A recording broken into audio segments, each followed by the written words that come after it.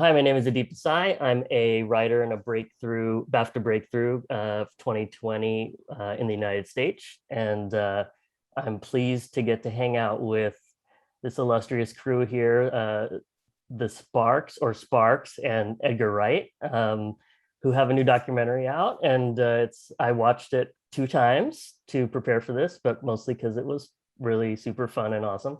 So I had a few questions for you guys. I don't have a ton because that is an exhaustive documentary that you put together. Were there any bands that you've talked to over the years that you were surprised for them to say, "Oh, you influenced us"? Were there any like wild cards? Well, we really thought it was interesting that Edgar, attracted this really wide-ranging bunch of musicians that spoke, about what effect Sparks has had on them and their careers and stuff. But what was interesting to us was the kind of seeming disparity in the genres of all those different musicians, where it ranged from Flea of the Chili Peppers to Duran Duran and kind of everything in between. And so for us, that was kind of it was surprising, but in a really great way that different musicians have gravitated to Sparks from different periods maybe of our career and have found different things that they've enjoyed about what we've done. Mm-hmm. And Edgar, was there any footage that you left out that you really, really wanted to get in, but time did not permit that? He had the Beatles all got together again, and he thought it was Edgar just thought it was kind of overkill. So. Yeah, not enough time and kind of pretentious. Yeah, I agree. Not enough. Paul McCartney, time permitting. No, there was, as you might imagine with something like this, I mean, I conducted 80 interviews for the film, and there's like more than 50 years of archive, and I guess the thing is that ultimately we arrived at the kind of the film as it is, and the things that didn't make it just kind of weren't sort of flowing in the same way. So sometimes it was just a case of trying to sort of make the whole film flow. And that isn't to say that the bits that were cut out were not kind of worthy in some cases, actually, because I've just been doing like the extras for the Blu-ray and DVD, and some of those things we put back on because they work sort of better in isolation as little vignettes, almost like little shorts, than they did in the whole scheme of things. Like, for example, I shot quite a bit of stuff with Ron and Russell on location, and those bits are really like sort of sweet and charming. But as we started editing it together, it was sort of clear that there wasn't sort of time to stop for them. So, and it felt like sort of like something from a different documentary. So all of those things will be available, and and also little things like I reunited Ron and Russell with Todd Rundgren after 47 years. And I have that on camera, but again, it was something where you just wanted to watch the whole thing, so I kind of thought, well, this doesn't go in the movie, but this will be on the TV. So I feel like you guys and Todd Rundgren could be its own sort of series. Ironically, I watched Dumb and Dumber the other day. Todd did all the music for that movie, so I was in a Rundgren fest of my own. I completely forgotten that. Did he really do the score for that movie? He did. He did the music for that movie. Well, we're honored that he both did the score for Dumb and Dumber and was the only person that would back us when we were first starting. So there's his resume. Yeah, they were pretty good. We really mad that he got that gig. Yeah, damn it. But in all seriousness, we owe so much, pretty much everything to Todd, because when we first began, we did demos before we had an album and sent them, to the 20 people at record labels that you're supposed to send them to. And the only person that responded was Todd, and he both signed us to his Bearsville record label at the time and also produced the first album. So if it hadn't been for him, we wouldn't be sitting here now. And so it it was a really moving moment for us, at least when we got to see him after all that time. The reason for not seeing him wasn't anything negative. It was just one of those things. Just time kind of passing on and Yeah. losing touch. And in those sessions, was there something that you learned from him that you collaborate on that you sort of brought into your overall process moving forward with your own recording? Well, what was great was that, and Todd mentions it in the documentary specifically, and we're glad that his recollection of those sessions were exactly the same as our recollection. But he said what he really liked was the kind of creative side of what we were doing, and he thought that what he could help bring to that first album was just on a sonic level, that he could enhance it more than we could afford in our little apartment recording sessions that we did. And so we would always tell people that story for 47 years of that was what, you know, if you what was it like with Todd? And we said it was really great because he wanted to encourage kind of the eccentricity of what we were doing. And then kind of on record during Edgar's documentary, he said almost word for word those exact things. So we're glad that was his recollection of what went on. Mm-hmm. And Edgar, what was your experience like talking with Todd about these guys?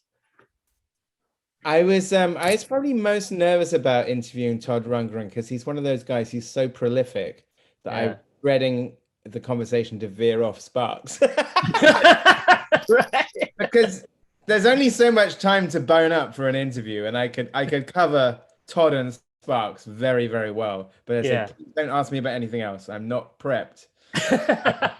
So I mean, one of the nice things about doing the documentary was the sort of amazing thing with these kind of this illustrious list of interviewees is that I got to just talk to them about Sparks. So it's kind of it's just a funny thing when you're sitting there with Mike Myers or Duran Duran and the topic of conversation is only Sparks. It's kind of, but that's what was great about it. And I hope if the interviews feel sort of candid and unforced, it's because we were just like chatting in a very nice way. That was really one key to the success of the documentary, I think, is that Edgar did all the interviews, and you know, everybody really felt at ease that was being interviewed, and kind of responded in a really conversational way, in a really candid way, and really eloquently. And there was nobody kind of just sitting there, you know, like they were kind of forced to be there. And so the tone of all the interviews is different than a lot of other documentaries, at least the ones I've seen. Yeah, this documentary has a certain amount of cheekiness and fun and lightness to it, and yet it's exhaustive. It's kind of that's a very difficult thing to pull off. Edgar, did you always set out to do a movie with these guys as a documentary, or was there a version where you wanted to do a narrative feature with them? And then in terms of the approach to the documentary, did you think, I'll do it the way that I do it, kind of like the way that Sparks does their music? Well, definitely the latter, but in terms of the genesis of it, it was literally because as a Sparks fan, and having gotten to know Ron and Russell, I've known Ron and Russell since 2015.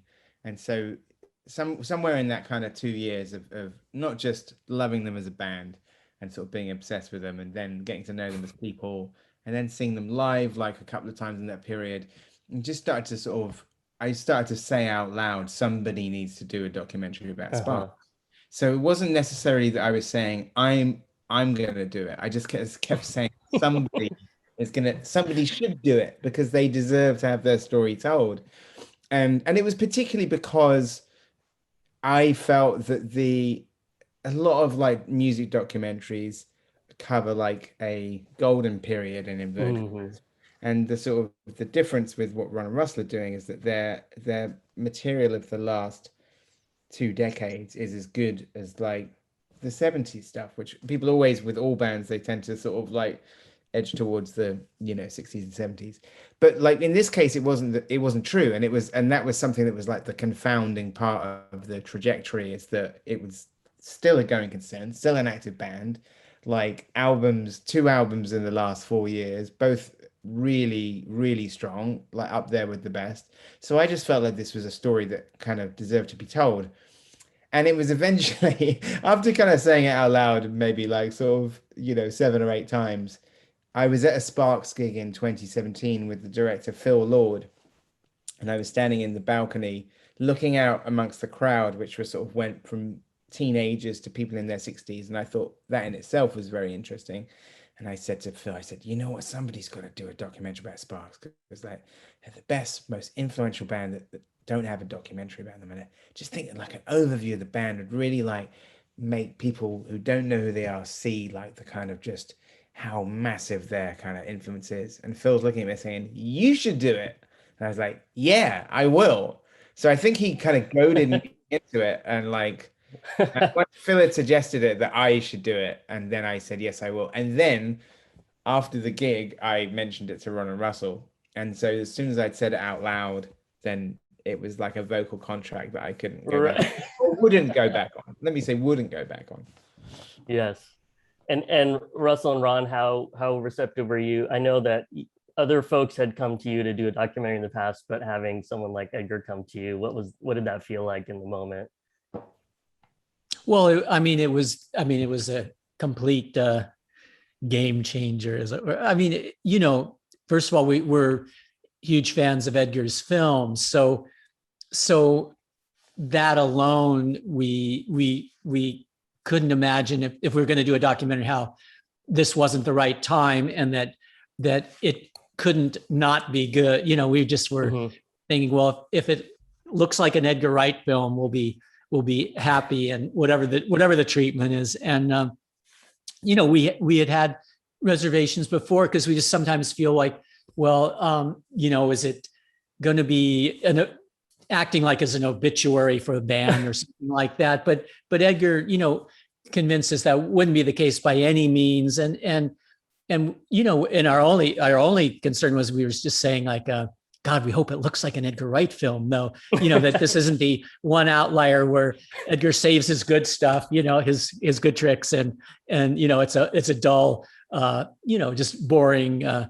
documentary. But for everyone that's seen it so far, and especially when we first saw it, we went, wow, it looks like an Edgar Wright film, and it's kind of kinetic style, and most of Edgar's films, music plays a really important role in them. And so that was another thing that we know that Edgar's just a fan of music in general.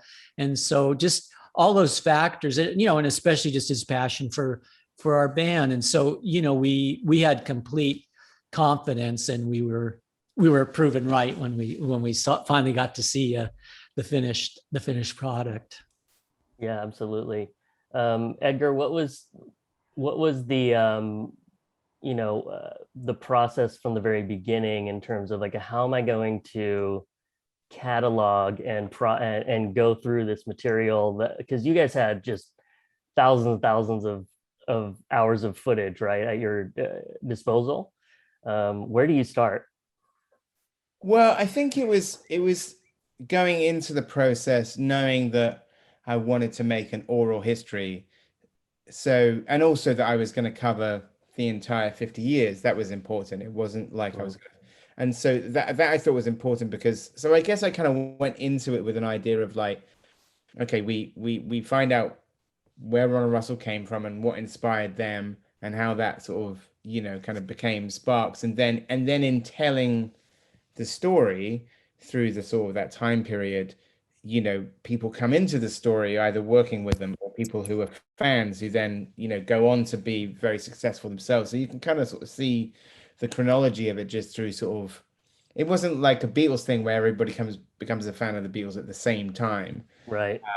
It's something where the, kind of the influence and the sort of the fandom is still going. And so that was afforded me like sort of a lot of people to help tell the story. Ron and Russell are like obviously brilliant interviewees, and then sometimes they're just too modest to say things about themselves out loud.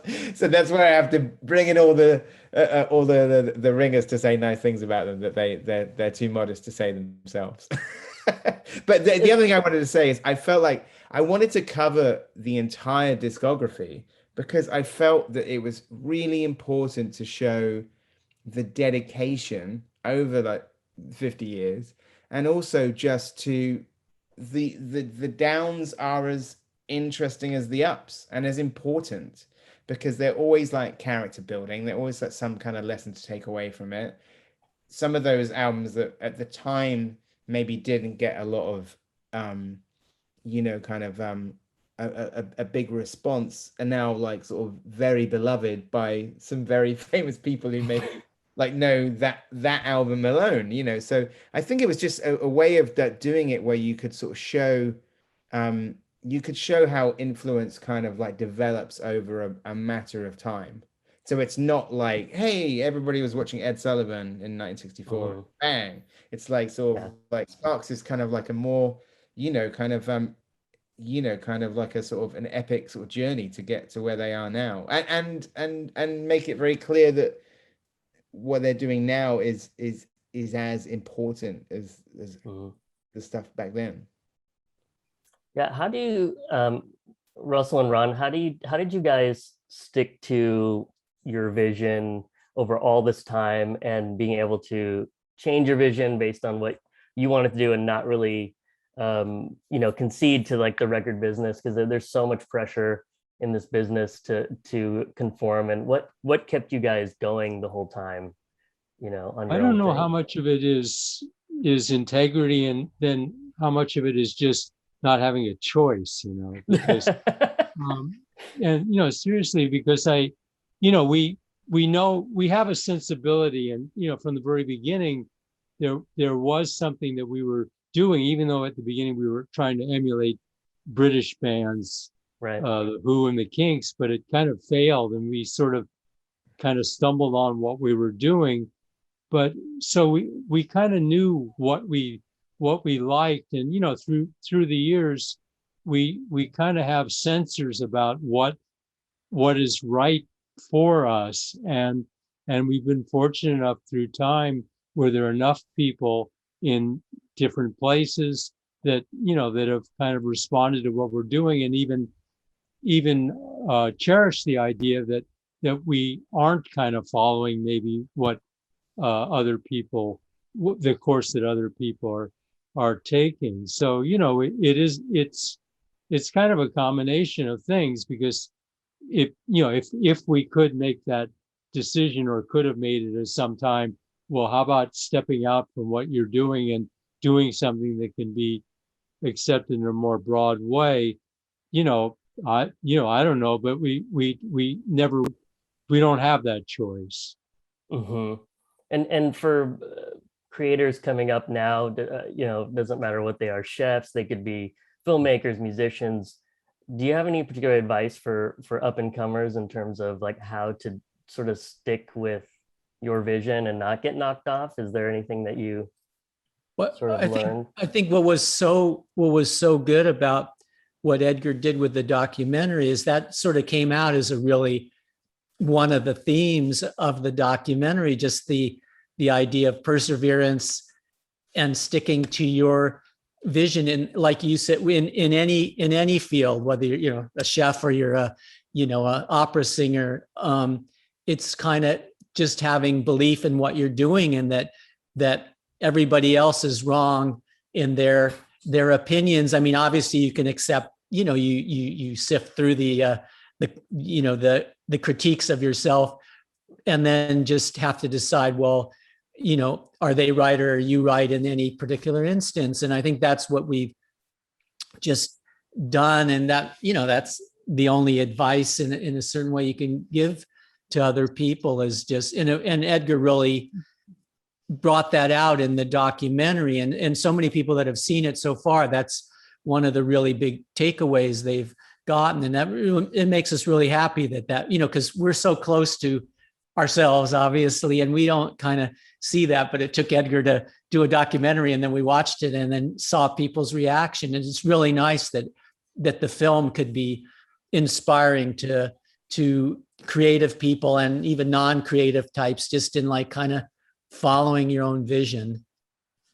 Yeah. And Edgar, what would you say about that same kind of question, since you're such a singular filmmaker with a singular voice. But how did you stay, in your sort of your lane and say, I'm not going to chase these trends or this or that?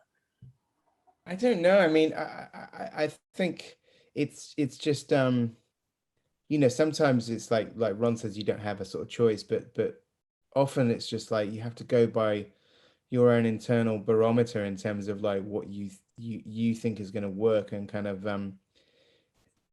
I mean, I can only say that in terms of what I've done so far is that there's nothing that I've made that I haven't been proud of, and sometimes like it doesn't catch on straight away, and sometimes it does. But the point is that I'm happy with the movies, and so there's that thing, which maybe it's the same with some of the Sparks albums, that you've got to imagine like sort of like it's not like it's never over, the story of a piece of art, and so I think that's the thing. I think the worst thing that can happen is if you kind of sell yourself out or do something that you're not like comfortable with, or that you're not particularly would be your taste, and then it like does badly. That's like the lose.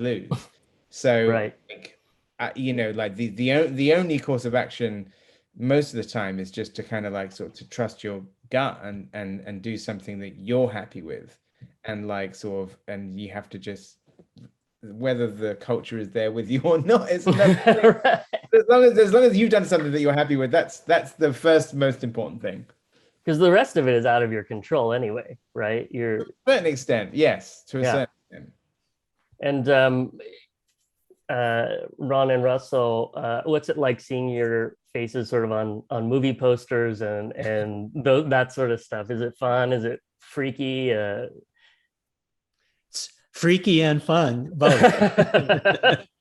I mean, seeing the Sparks Brothers, people have sent us a lot of photos, from the theater marquees in these small towns in the Midwest, and that it's really inspiring to us, places that we haven't had the opportunity to play, and to see that this is kind of the exposure that people will have to Sparks in lieu of us being able to play there, and to know that there are people in those places that are responding. Maybe they weren't Sparks fans, but there is enough interest to have a theater there with the Sparks Brothers on it. It's really moving to us. Yeah, absolutely. And Edgar, do you now have a sort of a bug? Did you get? Are you an addict now of documentary? Do you want to make more documentaries, or is this a one and doneer? Well, I mean, I don't know. I mean, it's a good question. It's funny. Somebody the other day, like I think it was like GQ magazine, asked me to do an article, and they said, "We'd love you to talk about Sparks and 9 other equally influential bands." And I thought about it for 5 minutes. I think the point of my documentary is there is nobody else like Sparks. But it took me a second, and every band that I thought of were people that already had documentaries about them. So I was thinking, you know what? I'm going to stick to my original thesis and say there's nobody quite like Sparks. I agree. Like, and everyone seems to be well covered for the most part. Let's see, and I'm pulling some questions from the Q&A that we haven't covered in our chat here, and let me just really quickly segue to that. My apologies. Well, that's interesting. One question. Everyone wants to ask about the origin, history, evolution of Ron's mustache. I felt like it was covered well, but is there anything that like it didn't come through? That needs a separate documentary of its own. I figure. That's the other one. That's my other documentary. That's the other one. That's part 2. Bonus footage. No, I when we first started, everybody in the band was trying to emulate the typical British band, with long hair and satin trousers and snakeskin boots, but it didn't kind of work for me. Just biological problems in that way. So I I tried to adopt kind of a different approach and be kind of more stoic in what I was doing on stage, and I felt that I needed a mustache, and I've always been a fan of silent films, and Oliver Hardy and Chaplin and Keaton, but he wasn't sort of a mustache person in particular. Right. So I kind of adopted that, and it for better or worse, I mean, it's covered in the documentary. It kind of took on a early 20th century political connotation for a certain country, and so it was something that it attracted attention in kind of all the wrong ways, and so it took me a long time, just because I don't know why, but it didn't sink into me that this was kind of detracting from the music. So from people liking the music, maybe some people. So I kind of went more with a Ronald Coleman after a while, and Ronald Coleman is less controversial than Adolf Hitler, they say. So, yeah, slightly. So it kind of worked out better that way. But I need a mustache. We tried one. There was one photographer one time that said, "Hey, what would be cool would be if you shaved your mustache and tried to look like Russell." And Russell grew a mustache, and it was a huge mistake in two ways. When people saw either of us, it was like, my God. So anyway, I need it, and it's there. I hear you. One final question before I let you guys go. For all of Sorry, you, that one was so long. No, that's like, as a person with non-traditional facial hair, I'm into all of that. What moment for all of you in the film was sort of your favorite, or was the most moving for you? I watched it the other day actually, because some of our crew hadn't seen it at the cinema, so we threw ourselves a little screening when it came out. I'm in London, and when it came out on Friday night, we had a screening. And the thing that really gets me every time, and it's sadly because he's no longer with us, is Gary Stewart, who's in the documentary, says an amazing thing at the end where he says about Sparks not being exclusive, and he says this quote where he says, "I don't feel any ownership of them. When people come along 30 or 40 years later, I don't say, 'Hey, I've been here all the time. Where were you?' I say, 'Welcome aboard, and here's more.'" And I think that's such a beautiful thing to say about music or any art. And sadly, because he's no longer with us, it always kind of gets me. Mm-hmm. No, it was really moving. I mean, if I can, I'll take a non-moving part of the movie. Sure. Since Edgar did, he really, I think that was one of the most striking things in the film. One that was on the lighter side was when I made the flippant comment to Jason Schwartzman once that he was talking about the song of ours, music that you can dance to, and I said, "Oh yeah, that was used in this really cheesy 80s movie called Rad." And he said, and in the documentary, it's classic how Edgar framed it all. But he said, my mother's in it, and he produced it. Like, what? Oops. That was definitely one of my bigger laugh out loud moments, was that moment, because I love Rad, and I knew a little bit of the history. I was like, oh, here it comes. Wait, before Ron, most Sparks fans, it's that thing I always like, is because everybody always asks, they wonder how comprehensive it is, and you always find that people are trying to sort of find something which it doesn't cover. But I did like when he goes, as soon as I post the trailer saying, "Do you guys cover Rad at all?" I'm like, "Oh yes, we do." You cover Rad and Roller Coaster, right? Yes, Those are exactly. Well, wonderful, gentlemen. I'll let you go and move on. No, I spoke over Ron's answer. I'm sorry, Ron. Oh, that's right. Sorry, I'm so sorry, Ron. No, that's right. You go. No, I overstayed my welcome with my. No, you did not. No. Yeah, Ron, I want to hear from you. Absolutely. Oh well, I mean, I would just say that just the people that Edgar brought, it's not one moment, but just the people that Edgar brought into the film were people that we, in general, that we didn't know and hadn't met, but obviously respected just because of their reputation in different sorts of arts. And you try not to be influenced by the fact that other people who you really admire are admiring what you're doing, but it's kind of human nature. And so to see these people assembled in a documentary, it was really inspiring. Absolutely.